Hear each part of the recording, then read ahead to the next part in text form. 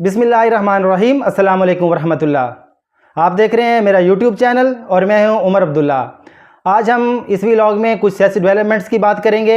सबसे पहले आपको बताएंगे कि डिप्टी सुपरिटेंडेंट जो अडियाला जेल हैं उनको क्यों गिरफ्तार किया गया है, और उसके बाद बताएंगे आपको कि पीटीवी के अंदर कुछ बचत प्रोग्राम शुरू किया गया है। उसके बारे में आपको थोड़ी तफसीलात देंगे और साथ साथ आपको ये भी बताएंगे कि आसिफ अली जरदारी साहब ने सिविल अवार्ड्स के लिए कुछ लोगों को नामजद किया है, कुछ लोगों का नाम दिया है और उसमें एक अहम शख्सियत शामिल है, उसके बारे में भी आपको बताएंगे। और आज इमरान खान साहब ने अडियाला जेल के अंदर सहाफ़ियों से गुफ्तगू की है, उसके बारे में बताएंगे। और साथ साथ ये भी बताएंगे कि नून लीग का जो मरकज़ी क़यादत है, जिसमें नवाज़ शरीफ, शहबाज शरीफ, मरीम नवाज़ और टॉप जो लीडर की क़यादतशीप है उनकी, वो शामिल थे, तो उनके बारे में बताएंगे। और आखिर में आपको बताएंगे ओन अली खोसा की गिरफ़्तारी के बारे में कि उनको क्यों गिरफ़्तार किया गया है। तो शुरू करते हैं अपना व्लॉग। सबसे पहले आपको बताते हैं कि deputy superintendent jail Mohammad Akram को गिरफ़्तार किया गया था और जो गिरफ़्तार किया गया है उसकी कुछ वजूहात सामने आई हैं। तो उनको ज़राए के मुताबिक उनको हसास अदारों ने गिरफ़्तार किया है। जो उन पर कुछ मुबैना इल्ज़ामात हैं तो वो ये हैं कि इमरान खान के जो पैगामात थे वो अडियाला जेल से बाहर लेके जाते थे और उनके जो पैगामात बाहर से आते थे वो उन तक कम्युनिकेट करते थे।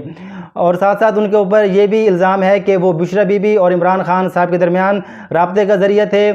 बुशरा बीबी के पैगामात इमरान खान तक और इमरान खान साहब के पैगामात बुशरा बीबी तक पहुँचाते थे। और इसके साथ साथ ये भी इल्ज़ाम लगाया जा रहा है उनके ऊपर कि इमरान खान साहब और जनरल फैज़ अमीर के दरमियान भी राब्ते का वो काम करते थे। तो सिंपल अल्फाज में आपको बताएं कि वो इमरान खान की एक सहूलतकार के तौर पर उनको देखा गया है, इसलिए हसासदारों ने उनको गिरफ़्तार किया है और उनसे अब पूछ गूछ की जाएगी। अब बताते हैं आपको कि पीटीवी के अंदर कुछ बचत प्रोग्राम उसका आगाज़ किया गया है। ज़राए के मुताबिक पीटीवी के अंदर इस्लाहात का आगाज़ कर दिया गया है। इसके तहत जो बढ़ते हुए अखराजात हैं इनको कम करने का फ़ैसला किया गया है और मुलाजमीन की जो मराहत हैं उनको फौरी तौर पर बंद करने का फ़ैसला किया गया है। लगता तो है कुछ मुल्क में इंशाल्लाह तब्दीली आएगी ये चीज़ें देखकर।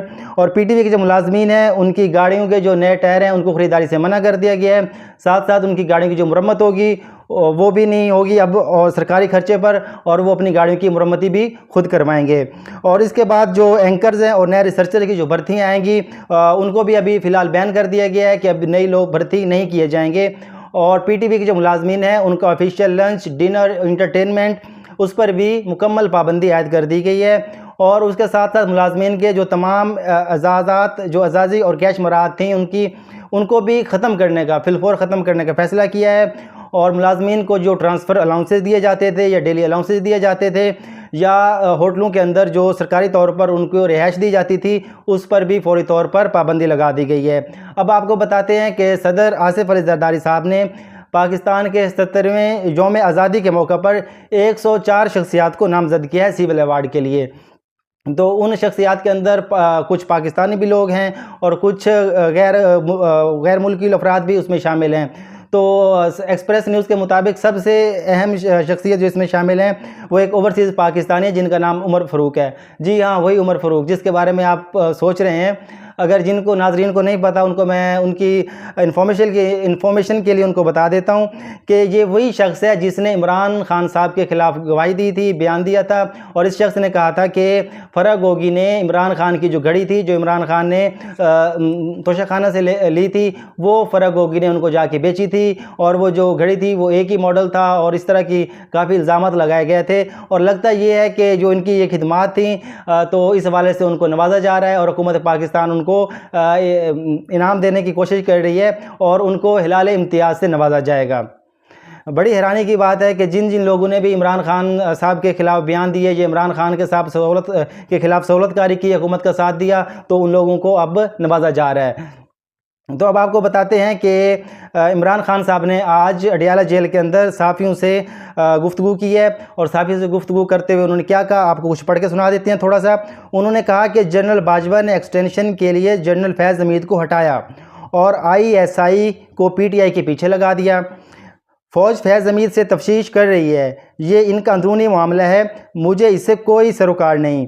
जनरल फैज़ हमीद का एहतसाब कर रहे हैं पर ये बड़ी अच्छी बात है। और ये अच्छी बात इस तरह है कि फिर ये सब का एहतसाब करें कि फ़ौज के अंदर अगर एहतसाब हो रहा है तो फिर ये सब लोगों का एहतसाब किया जाना चाहिए। और इमरान खान साहब ने यह भी कहा कि IB की रिपोर्ट्स थी कि मौजूदा जो स्पीकर पंजाब असम्बली हैं मलिक मोहम्मद अहमद खान, ये हर वक्त जनरल बाजवा के पास बैठे रहते थे। जनरल बाजवा ने नवाज शरीफ और शहबाज शरीफ के कहने पर जनरल फैज़ हमीद को हटाया था। जनरल फैज़ हमीद को हटाने पर मेरी जनरल बाजवा से सख्त तलख कलामी हुई थी। वज़ीर दिफ़ा ने जनरल बाजवा के एक्सटेंशन की बात करके मेरे मौक़िफ़ की तायीद की है।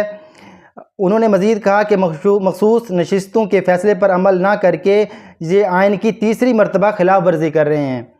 PTI को मखसूस सीटें ना देने और आइन की खिलाफ वर्जी पर मैं पार्टी को अभी से तैयार कर रहा हूँ। इस दौरान डिप्टी सुप्रीटेंडेंट ने इमरान खान को सहाफ़ियों से बात करने से रोका, तो इमरान खान साहब ने उनसे कहा कि मुझे ना रोको, ये ओपन कोर्ट है, ये मीडिया से मुझे बात करने से आप नहीं रोक सकते, मुझे मीडिया से बात करने दो। अच्छा है कि फ़ौज इंटरनल एहतसाब कर रही है, अगर ये एहतसाब कर रही है तो फिर सब का एहतसाब करे। मज़ीद इमरान खान साहब ने यह कहा कि ख्वाजा आसिफ ने कहा है कि जनरल फैज़ का 9 मई के वाक़यात से बराह रास्त ताल्लुक़ है। सारा मामला मेरी गिरफ़्तारी से शुरू हुआ, इसकी तफ्तीश क्यों नहीं की गई? अगर 9 मई फैज़ हमीद ने करवाया तो इसकी तहकीकात होनी चाहिए। इमरान खान ने मज़ीद ये कहा कि 9 मई दरअसल लंदन प्लान का हिस्सा था। जहाँ जहाँ आग लगी है वहाँ वहाँ की CCTV फुटेज गायब है। फुटेज सामने लाई जाए और हमें कसूरवार साबित किया जाए। इमरान खान साहब ने मज़ीद ये कहा कि मेरे जनरल फैज़ से कोई ताल्लुक़ नहीं है। हमें कहते हैं कि हमारे तालिबान के साथ ताल्लुकात हैं और उन्हें वापस लाकर ठहराया। अगर ऐसी बात है तो अब क्रॉस बॉर्डर दहशतगर्दी क्यों हो रही है? हमारे दौर में दहशतगर्दी क्यों नहीं हुई? उन्होंने मज़ीद कहा कि फैज़ हमीद ज़ुल्म खलीलज़ाद और तालिबान को मेरे पास लेकर आया था। अब जितनी दहशतगर्दी हो रही है इसका ज़िम्मेदार बाजवा को ठहराता हूँ। आज तमाम तालिबान हमारे ख़िलाफ़ हो चुके हैं, रोज़ाना हमारे फ़ौजी शहीद हो रहे हैं। आप जो मर्ज़ी कर लें, ये सरहद क्रॉस करके दूसरी जानब चले जाएंगे और दोबारा वापस आ जाएंगे। इमरान खान साहब ने यह सहाफ़ियों से गुफ्तगू की। बिल्कुल लगता है ऐसे है कि हमारे मुल्क से जो दहशतगर्दी है वो ख़त्म होने का नाम नहीं ले रही। तो उम्मीद करते हैं कि इंशाल्लाह पाकिस्तान से ये जो सिक्योरिटी इश्यूज़ हैं ये पाकिस्तान के हल हो जाएंगे और दहशतगर्दी पाकिस्तान से क़त्म हो जाएगी। और अब बताते हैं आपको कि नून लीग की क़यादत का आज मरकज़ी सेक्रेटेरिएट मॉडल टाउन में इजलास हुआ। इसमें उनकी जो टॉप लीडर की क़यादत थी, लीडरशिप थी, उन्होंने शिरकत की। उसमें नवाज शरीफ साहब, शहबाज शरीफ साहब, मरीम नवाज शरीफ साहिबा, इसहाक डार, हमज़ा शहबाज, राना सनाउल्लाह, अता तारड़ और कुछ दीगर अफराद शामिल थे। तो नवाज शरीफ साहब ने अपने जो सियासी लीडरान हैं अपनी पार्टी के, उनको फैज़ हमीद की गिरफ़्तारी के मुतल्लिक़ बयानबाजी से रोक दिया है। तो ये नवाज शरीफ ने इसलिए रोका है कि उनको लगता है कि अगर फैज़ हमीद साहब से सियासी जो उन्होंने मामलात में दखल अंदाज़ी की, अगर उसका हिसाब लिया गया तो ज़ाहिरी बात है कि वो हमारे ख़िलाफ़ भी बोलेंगे, हमारे ख़िलाफ़ जो उन्होंने जो हमारी सपोर्ट की है उन्होंने, क्योंकि इसका जो सबूत था वो ख्वाजा आसिफ साहब ने दिया कि इमरान खान की हुकूमत 2018 में बनी थी और उसके 8-9 बाद 2019 को जनरल फैज़ हमीद ने नून लीग की क़यादत को जनरल बाजवा के ससुर जो एक रिटायर फौजी अफसर थे उनके घर बुलाया और उन्हें कहा कि जी हम इमरान खान से तंग आ चुके हैं, आप सारे जो सियासी जो पार्टियाँ हैं जिसमें मौलाना फजलुर रहमान साहब, MQM, नून लीग और पीपल पार्टी, आप सब शामिल हो जाएं और एक PDM के तर्ज पे हुकूमत कायम करें। तो ये इमरान खान साहब के ख़िलाफ़ खान साहब की हुकूमत के 8-9 बाद ये प्लानिंग शुरू हो गई थी और ये बात जो कम्युनिकेट कर रहे थे वो जनरल फैज़ हमीद ही थे।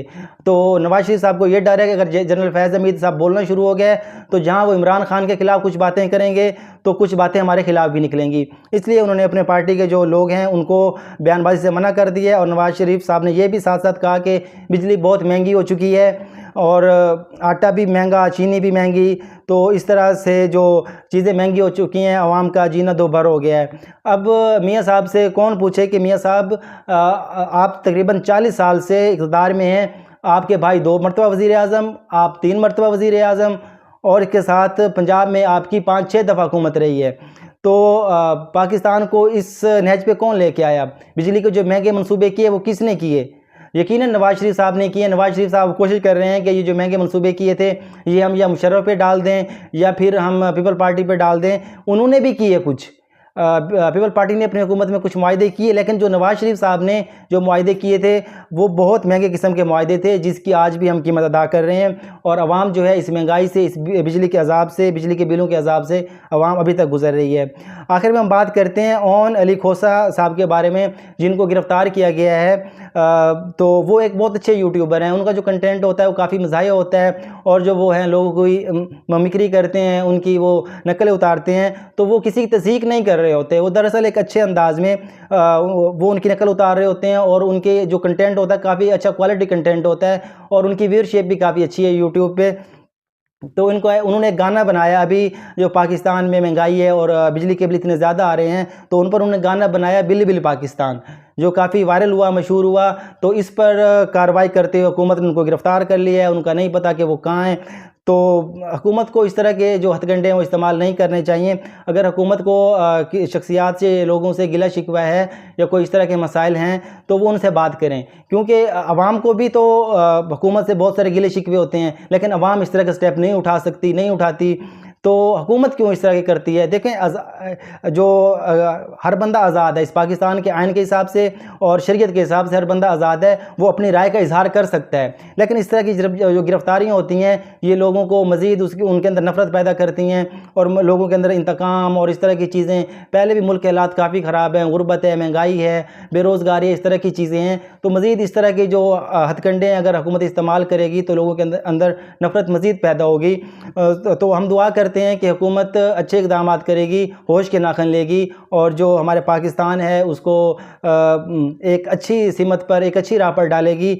और हम उम्मीद करते हैं कि हमारा पाकिस्तान इंशाअल्लाह तरक्की करेगा, ऊपर से ऊपर जाएगा, और हमारा जो झंडा हमेशा सरबुलंद रहेगा। इसके साथ ही मुझे दीजिए इजाज़त। पाकिस्तान ज़िंदाबाद।